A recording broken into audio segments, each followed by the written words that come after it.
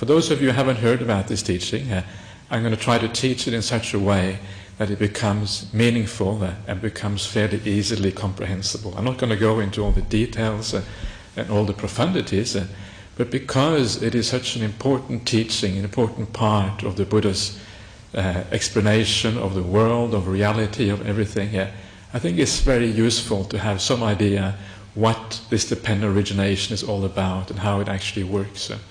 So that's why I want to do this. You read the suttas and you see what the Buddha said, you see his teachings, and again you come across this teaching of dependent origination. So obviously it is very important. It's a very important part of the way the Buddha explained things.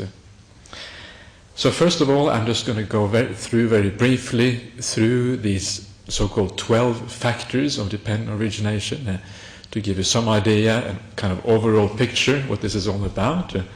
And then, having gone through the 12 factors, I'm going to explain just some of the most important aspects of dependent origination in detail. I'm not going to explain the whole thing in detail, just those aspects that seem important to me.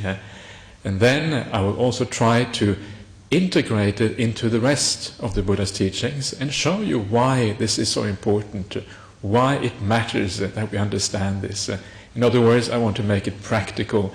I want to make it something that we might be able to use in our daily lives. So first of all, I'm just going to go through the 12 factors of dependent origination fairly briefly, and then you don't have to remember these things. I'm just doing it to give you a framework, a kind of reference point as we go through these things afterwards. So the first of these factors is usually known as ignorance.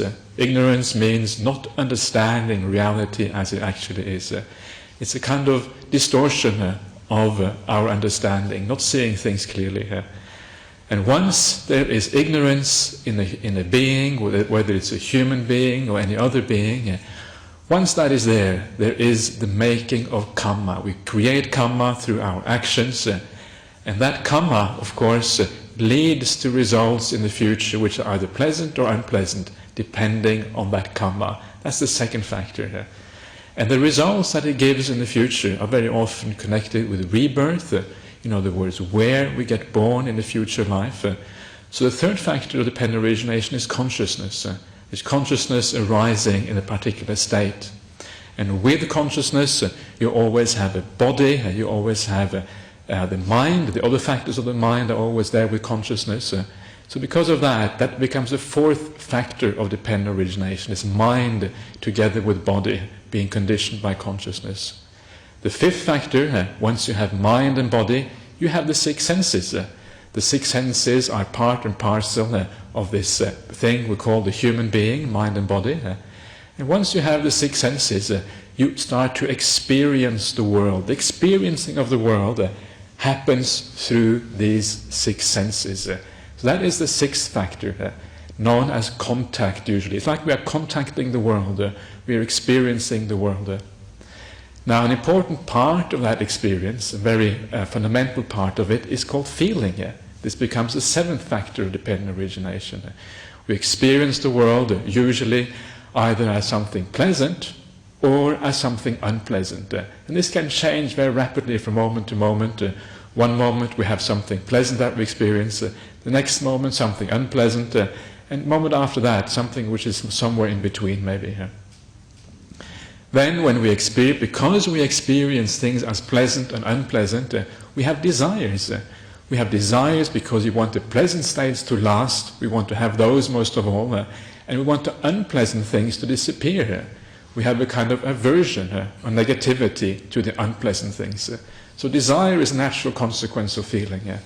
Once you have this desire or craving, which is the eighth factor, then you have this thing called, which is called taking up or grasping or clinging sometimes.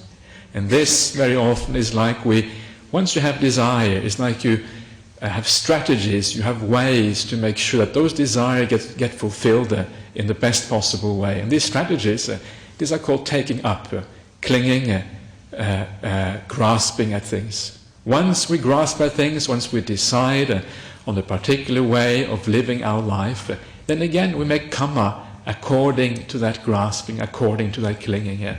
And once we make karma, once we live in a particular way, this is called existence. Factor number 9, factor number 10, I think it is. Then we have rebirth or jati as the 11th factor, because we get reborn according to that karma that we make. Once we get reborn, then we experience what everybody else in human life experiences.